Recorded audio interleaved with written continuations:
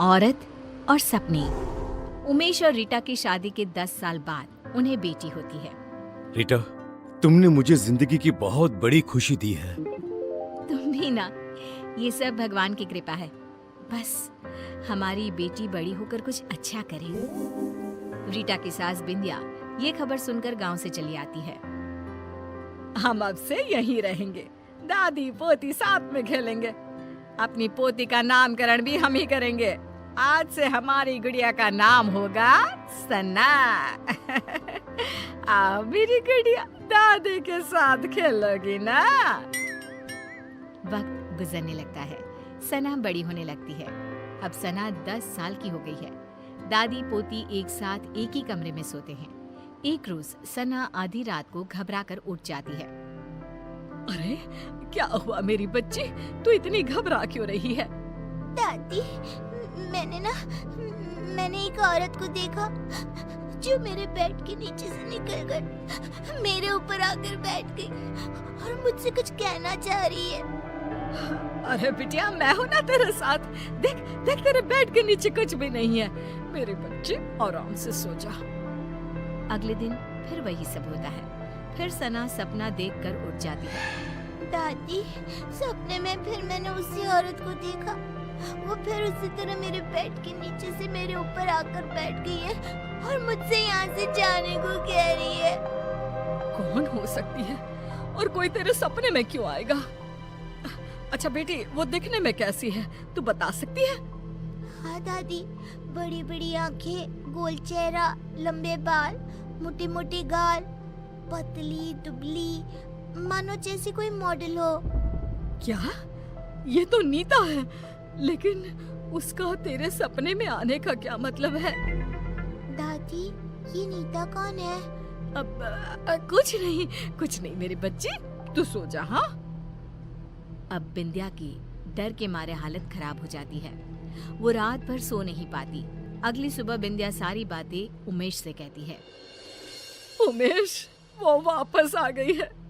इस बार उसने अपना शिकार हमारी सना को बनाया है। सना को कुछ हो गया तो हम तो मर जाएंगे। क्या माँ, आप भी कैसी बातें कर रही हो? सपने से भला क्या होता है? कौन सा वो सच में निकल कर बाहर आ जाएगी? माँ, आप है ना कुछ ज्यादा ही सोच रही हैं। इस बात को यहीं खत्म कर दीजिए। और देखिए, रीटा को इसके बारे में कुछ भी खबर नहीं होनी चाहिए। उमेश की बातें बिंदिया के दिमाग से आर पार हो जाती है और वो नीता के बारे में ही सोचती रहती है। पहले तो सना को सपने रात में आते थे, लेकिन अब तो उसे दिन में भी सपने आने लगते हैं। एक शाम जब सना सोकर उठती है और जोर जोर से रोने लगती है। नहीं, मेरी मम्मी को कुछ मत करना। मैं वो सब करूंगी जो तुम कहोगी। क्या हुआ मेरी बच्ची, तू रो क्यों रही है? मम्मा वो आपको मार देगी। वो रोज रात को मेरे सपने में आती है, कभी मेरे बेड के नीचे तो कभी मेरी अलमीरा के पीछे छिपी रहती है। क्या बोल रही है बेटा? मुझे कुछ समझ में नहीं आ रहा। कौन आ जाती है और मुझे क्यों कुछ करेंगे?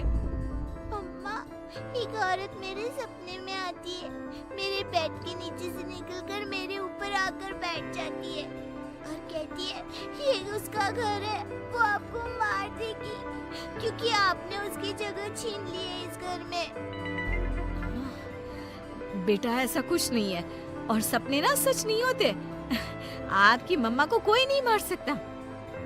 रिया सना को तो शांत कर देती है, लेकिन उसके दिमाग में ये सब चलने लगता है और वो अपनी सास को ये सब बताती है। ये सब मुझे पता है रीटा। तब तो आपको ये भी पता होगा कि वो औरत कौन है जो सना के सपने में रोज आती है, और आपने मुझसे ये सब क्यों छुपाया? हमें कुछ नहीं पता बहू। हमें तो लगा कि तुझे चिंता हो जाएगी, इसीलिए हमने तुझे नहीं बताया। सपनों का हकीकत का क्या मेल? नहीं मम्मी जी, इस सपने का कोई ना कोई मतलब जरूर है। अगली सुबह रीटा और बिंदिया किसी पंडित को अपने घर बुलाते हैं और सना को झाड़ा दिलवाती हैं और उसे सारी बात बताती है। उस औरत की आत्मा भटक रही है और कहीं ना कहीं उस औरत का इस घर से कोई ना कोई संबंध जरूर है। सना बिटिया को ही इसका तोड़ निकालना होगा और उससे पूछना होगा वो क्यों आई है और वो क्या चाहती है। रीटा सना को समझाती है कि उसे उस औरत से सब कुछ पूछना होगा।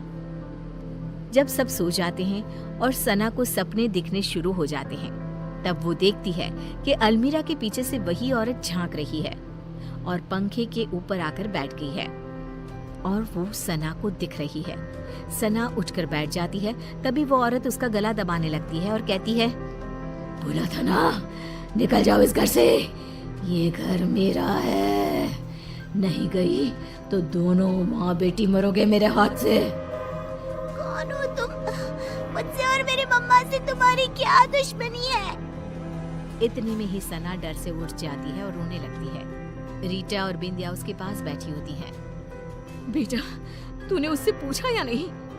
इतने में ही उन लोगों को एक आवाज आती है, पूछा, लेकिन जवाब सुने बिना उठ गई, इसीलिए मुझे यहीं आना पड़ा।